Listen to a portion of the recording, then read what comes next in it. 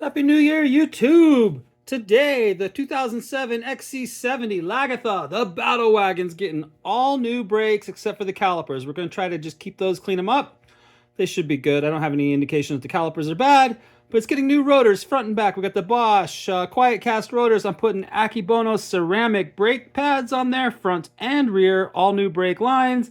Because as when I was doing that last video on the engine mounts on this cross country, this XC70, in the comments there were several posts about a bad brake line. That brake line hose was bad and weepy. So they are out of here. We're replacing the whole thing.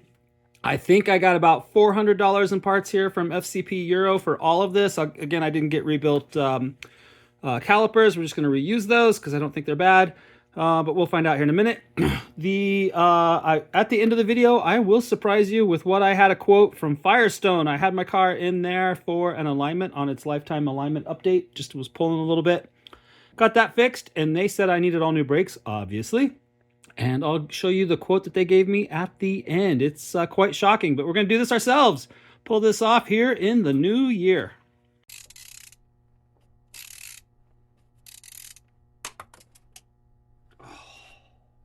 All right, YouTube, so good to see ya. It's been a few weeks. I've been sick, still getting over bronchitis.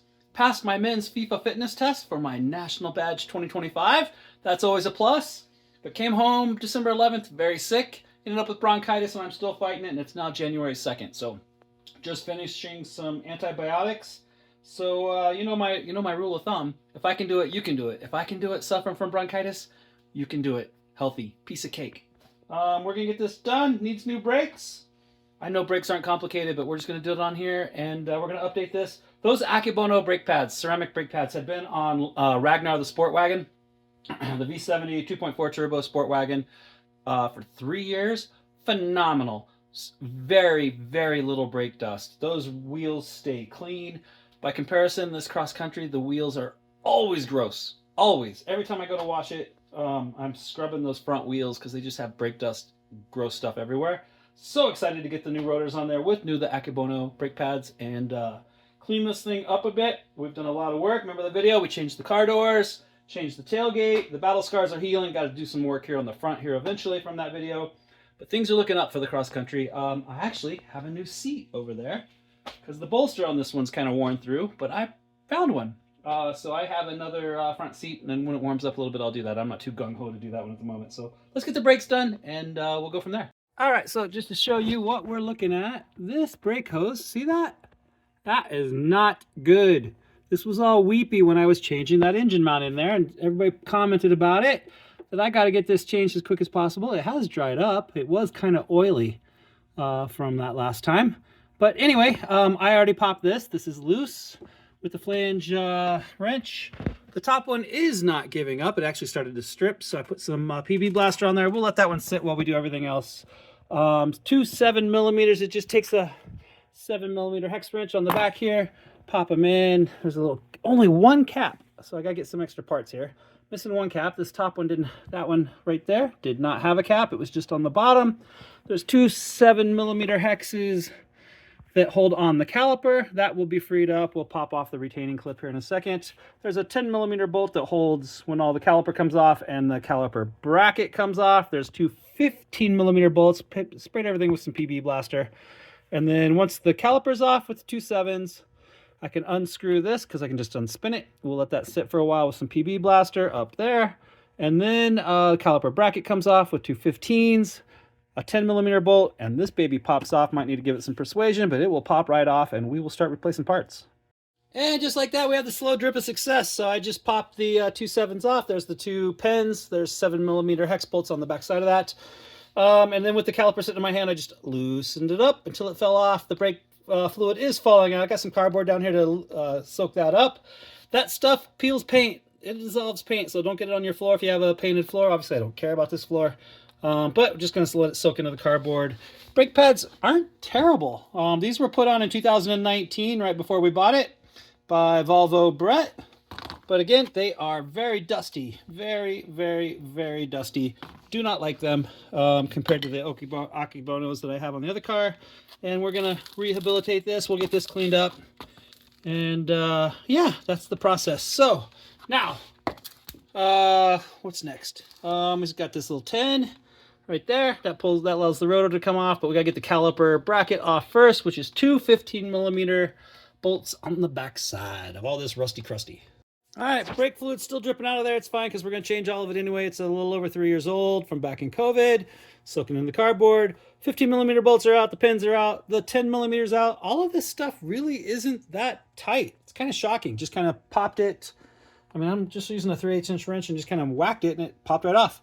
So pretty much all that's holding this rotor on right now is rust and crust. So I might need some persuasion with a little hammer and it'll pop right off because that pin, that little bolt right there is all that holds it in place until the studs are on there. So, well, obviously the caliper doesn't allow it to go anywhere either, but it's really these 5 wheel bolts. All right, YouTube, going to show you a little secret on the back side of this. See how that little bracket that's hanging down here, where's it at? Let's see if I can get it lit up right. There it is. All right, see how it's got some like a star pattern in it? Yeah. So what happens is this end, which I think is a 14mm right here, the little tips of that 14mm fall into that star pattern and it locks into place. So it is not going to unbolt from the front side of it. You have to use that 13mm flange nut on the back and pull it away from it this direction, and then it pops off the front. So that's how that works. That bracket is holding it in place. It does not allow it to spin. So the hose, you got to pull this little thing that I'm touching right there with the flashlight, 13mm with the flange wrench, pull it that direction, loosen it up, and it will allow the hose to pop off. But when we put it back together, we're going to do this one last because we want to put the hose onto the caliper first so it doesn't get any kinks in it. And then it's going to sit up here. We're going to press it in, tighten it from the back. Obviously, we'll do the fluids when we get all 4 of these wheels taken care of. That's where we're at. It's dripping everywhere. Again, that stuff peels paint. We'll get this cleaned up. I'm going to do some cleanup work here with a wire brush on the hub and rotor here. Gets rid of some crud. I'm just letting it drip onto this towel. Don't really care about it. It's all going to go in the garbage anyway when it's done. But that's where we're at. And we got to clean that bad boy up and get a bunch of grease on there. All right, YouTube, quick update. It is in. The 10mm on there tight. The caliper is on there with 2 15s on the back side. Nice and tight. The new brake line hose is threaded into the caliper. Caliper is pushed in. I was able to do that and clean it up.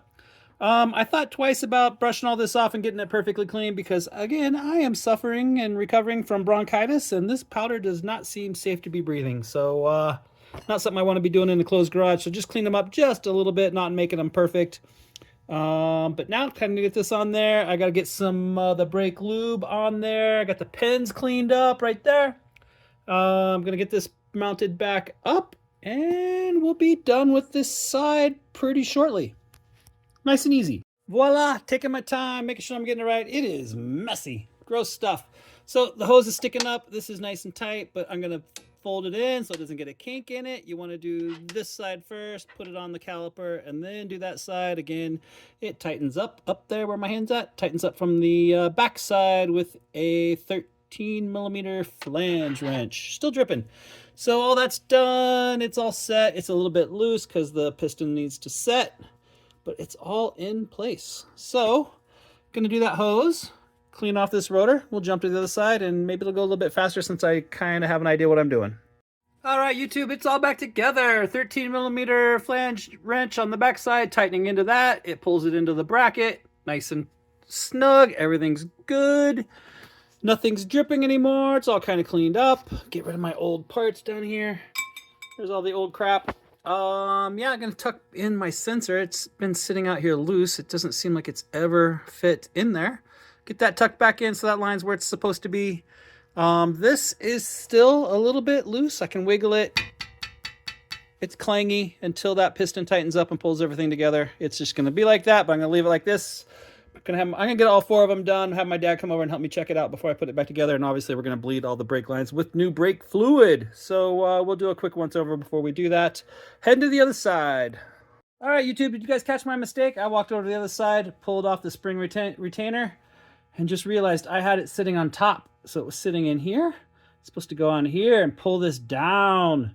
Pull it in tight. So look at that. Everything's sitting nice now. That's how it's supposed to be.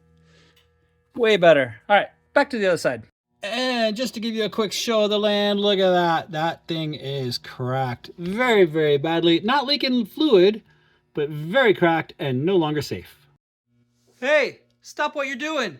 Jump down there. Hit subscribe. Help a guy out. I need subscribers. We're stuck on like 451 when I looked this morning.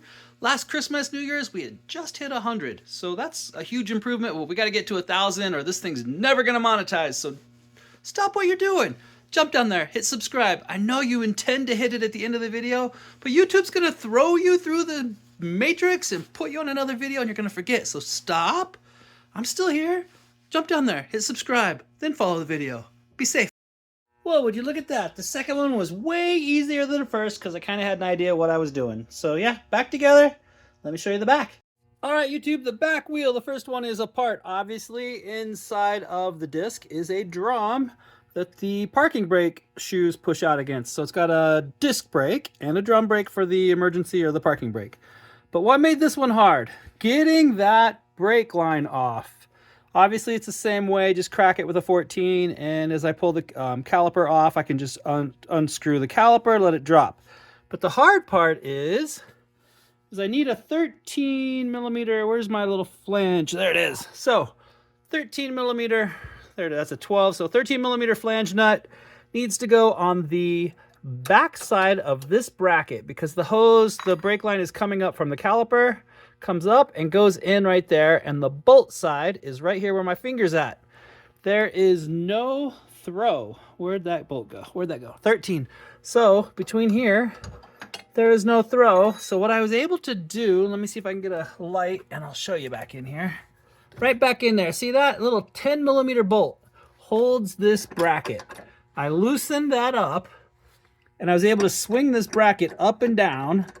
And by putting my 13 millimeter flange in one way, micro turn, flipping it around, micro turn, enough micro turns, I was able to reach in there with my fingers and unbolt it from the back. But I had to loosen this up to be able to do that. So this bracket's still tight. It's still on. I'm not going to take it off all the way. That was a pain in the butt because obviously my hose comes up and it sits right through there and it bolts on from the back. So there's just no throw between this structural brace there for the rear end and that bracket. But I was able to pull it off. Now we're just going to go back together. Piece of cake, right? Should be second verse, same as the first. Front ones were easy. Let's get this one back together. All right, YouTube, welcome back. It's the next day because 3 out of 4 wheels went just fine. Went to my fourth one, and wouldn't you know it, there's a plot twist. All right, YouTube, I don't have my lighting all set up yet, but when I was pulling off that rotor sitting right back there, it would not come free. It was caught on a little lip of rust. Nothing would break free. Whacking it with a sledgehammer. Finally broke it free, and lo and behold, this came falling out of the bottom. So this shoe, this pad, is supposed to sit like, it's supposed to sit on there. That is just bare steel plate. So yeah, I wasn't expecting that last night. So when that happened, I just called it quits and said, that's it. This is a sign. I'm not supposed to get this done tonight. I'm finished. I'm tired. Still fighting the bronchitis. So, yeah, got to do the parking brakes. And since I'm doing this one on the 4th, this is the driver rear. I'll get the lighting in here better. But now I need to go pull off the passenger rear. And we're going to redo its parking brake too because I have 2 new brake shoes. So, let's get that done. More fun. And I'm hoping these are going to work. These were like $50 at Napa, and they were really dusty. He said they'd been there for years.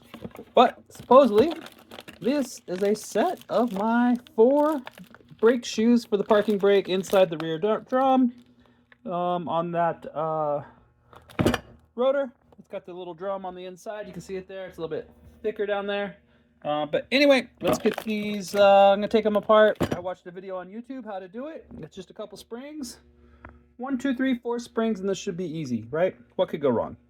Well, all right, some trials and tribulations, and I have it apart. Check it out. There's no emergency brake or parking brake. This is the little expander mechanism. Sits in the back on this side. It's going to be on the back on both sides. But yeah, the brake is out. There's my steel thing. But it goes like this. This spring sits across there. There's these 2 compression springs. You got to grab them and push them in to release those J-hooks. those J-hooks were sitting in here, just like that. So you got to get them, see how that's working? You got to get them to go in and then slide back and they pop right out. So that's how those were working. They both were facing forward. So that's easy. And then on this side, there is this little H thing that sits in here, holds the pads apart. Obviously, this is the side that's lifting and expanding them apart, but this holds them in place. And there is a spring across right there. So yeah, there's the H.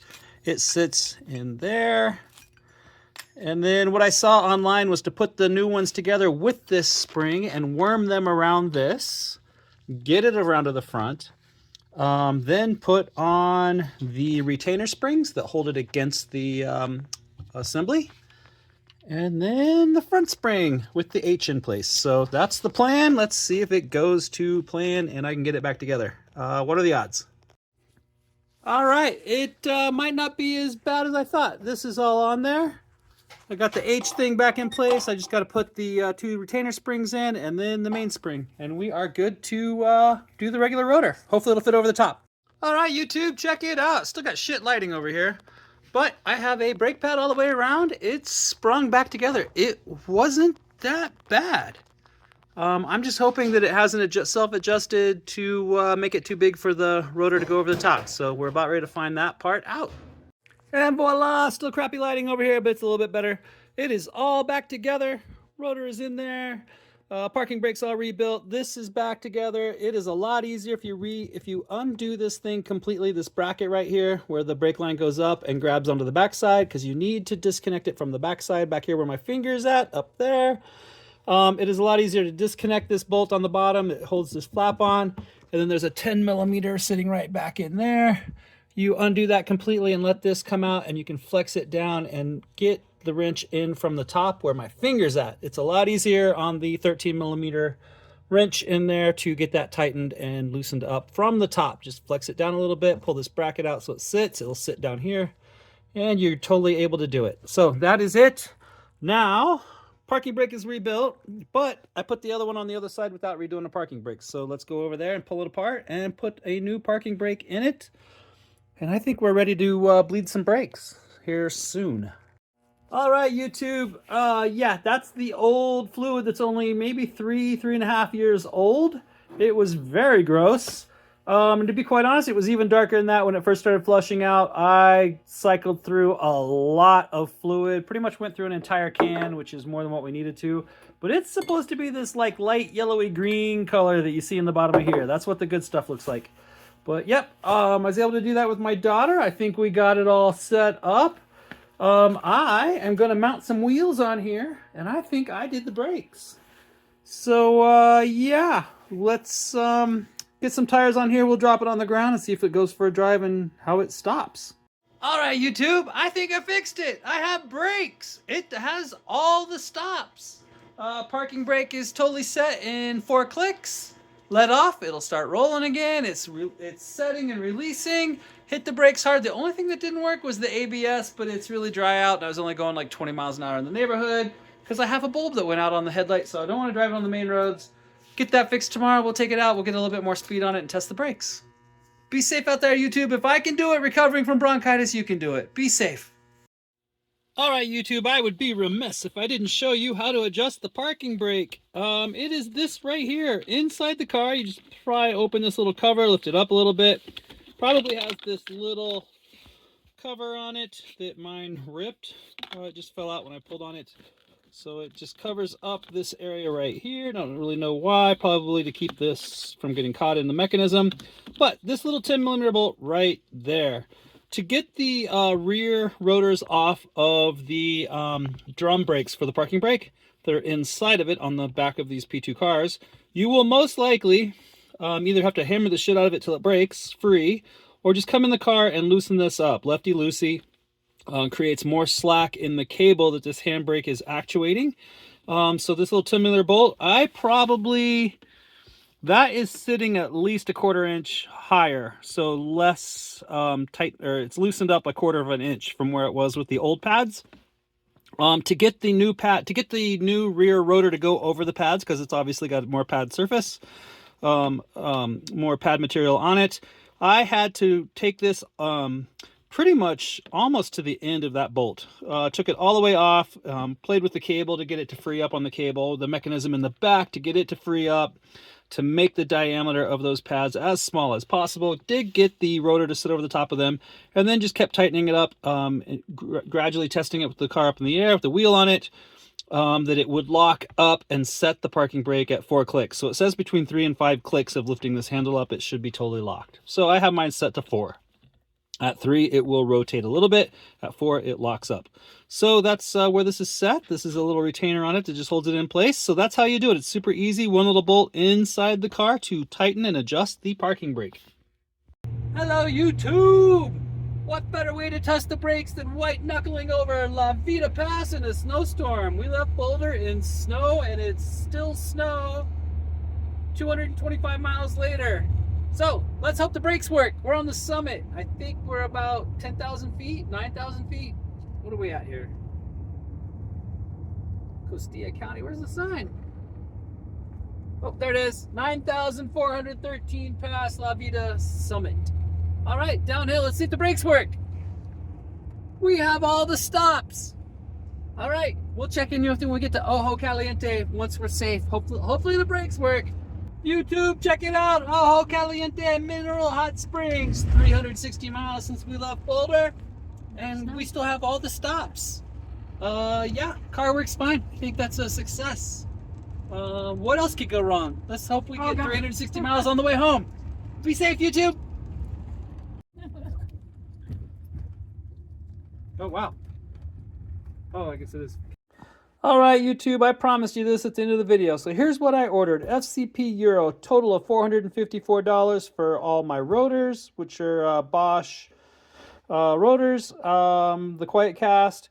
I also, those front and rear, the complete set of Akebono, front and rear, and all the hoses.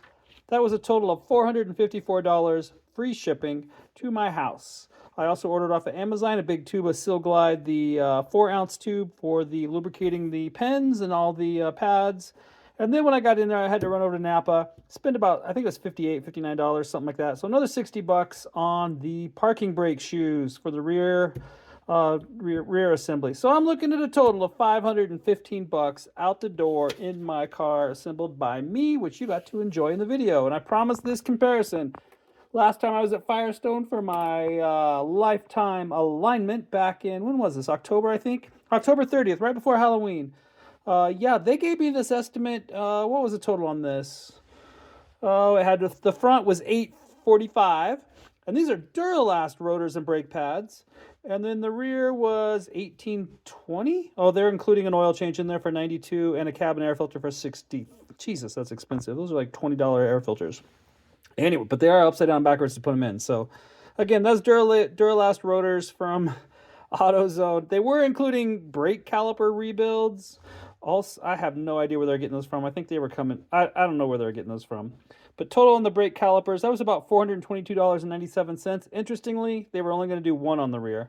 But so take $432 off of that. I did some quick math here on what it looked like. So $1,756.49 would have been their brake total. $1,756. So $1,800. And I did it for, I don't know, minus $422. That's the calipers. So $1,333. $1,333. And that's without the calipers. And I did it for a total of $514. And remember, if I just would have said yes to that, they were going to put calipers on there. 3 out of 4, it looks like. And that would have been $1,800. Kind of ridiculous. Do it yourself, people. Jump in there. I know they got to make their money, but I got way better product than Duralast Gold AutoZone parts. And who knows on rebuilt brake calipers, because my calipers were fine once I cleaned them up and got everything relubed. All right. Be safe, people.